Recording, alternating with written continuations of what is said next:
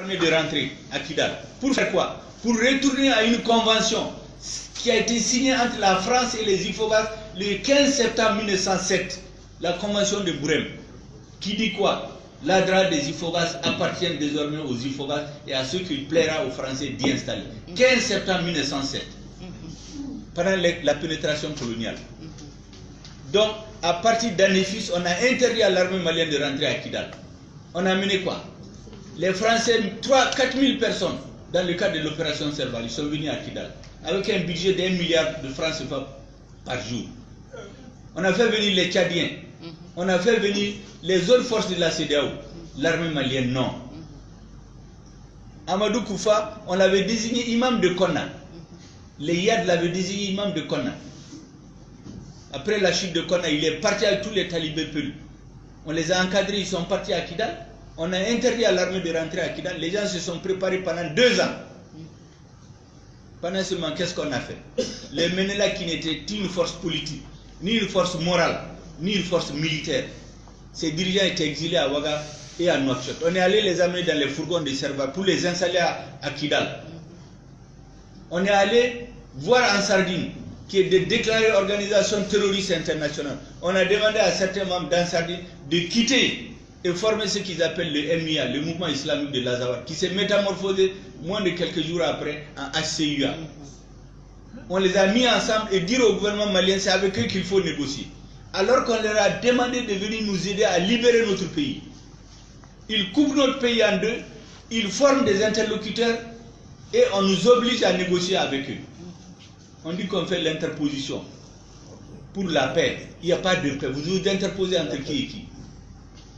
C'est ça l'origine de l'insécurité. Ils se sont préparés pendant 2 ans. Après, ils ont envoyé les talibés venir. Si vous vous rappelez 2015-2016, c'est les Pels qu'on tuait. C'est les marabouts Pels, c'est les imams Pels qui étaient tués, égorgés. Les premiers villages Pels qu'on a brûlés, ils se sont réfugiés au Burkina Faso. Tabital Poulakou et Guina Dogon sont allés les rencontrer au Burkina. Et ils ont dit tout leur malheur. Ils sont venus les expliquer au gouvernement ici en 2015-2016. Il n'y a rien eu. L'étape suivante, on brûle les greniers des Dogon, on les tue, on va se réfugier chez les peuples pour provoquer les conflits intercommunautaires. Qu'est-ce que notre gouvernement fait? Il sous-traite la sécurité. On arme les milices Peul, on arme les milices Dogon. C'est ça la vérité. Et aujourd'hui, on est en train de nous tromper, dire oui, les Peuls, vraiment, on était ensemble, mais c'est des histoires. Et maintenant, il y a la mauvaise gouvernance, que les séparatistes sont toujours avancés. Ça, c'est le seul argument qui est recevable. Mais la mauvaise gouvernance, ce n'est pas seulement les Maliens du Sud, c'est les Maliens du Nord. L'argent qui a été investi par milliards dans le Nord, où sont les puits, où sont les centres de santé, où sont les forages? Rien. C'est des ressortissants du Nord qui dirigeaient ces institutions. Donc, on a refusé de tenir le discours de la vérité. On a refusé de faire le bon diagnostic. On a pris les arguments des séparatistes et de leurs alliés pour essayer de construire la paix. Mais vous ne pouvez pas. Vous ne pouvez pas construire la paix comme ça. Il faut, c'est pourquoi j'ai dit qu'aujourd'hui, ce que le gouvernement doit faire, c'est d'abord tenir le discours de la vérité aux Maliens. Deuxièmement, il faut s'assumer. Il faut que les séparatistes abandonnent leur projet de partition du Mali. Parce qu'ils n'ont pas un autre pays.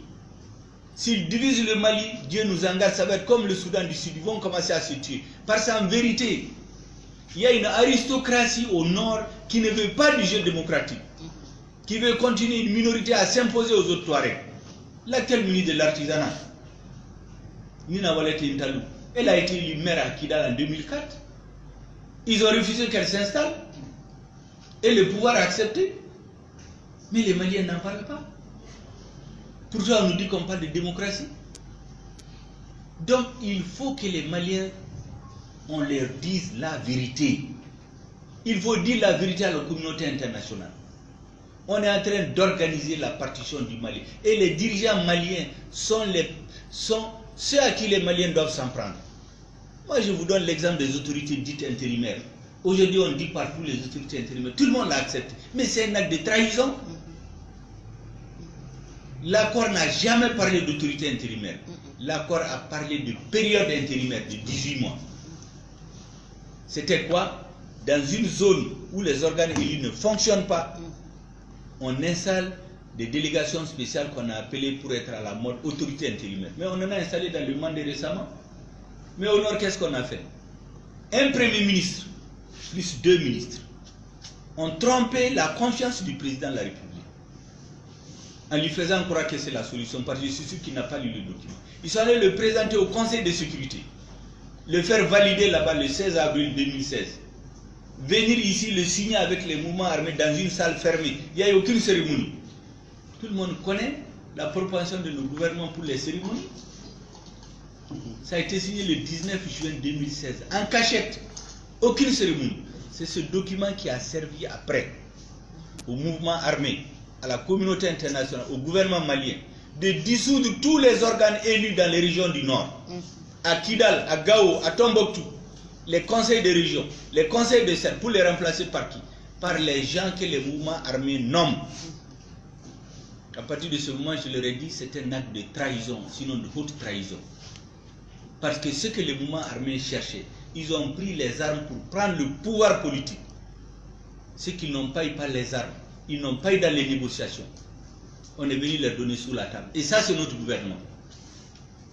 Pourtant, depuis la résolution 2100 d'avril 2013, ensuite dans les accords de Ouagadougou, il est dit qu'une fois que le président Ibrahim Keïta est installé en 2013, 60 jours après son installation, il doit engager des négociations inclusives. Les mouvements armés devaient être désarmés et cantonnés. C'est la résolution du Conseil de sécurité qui le dit. C'est reconduit dans l'accord de Ouaga. Ils ne sont pas désarmés ni cantonnés à la date d'aujourd'hui. Ils viennent nous dire qu'ils sont 63 000. Toutes les populations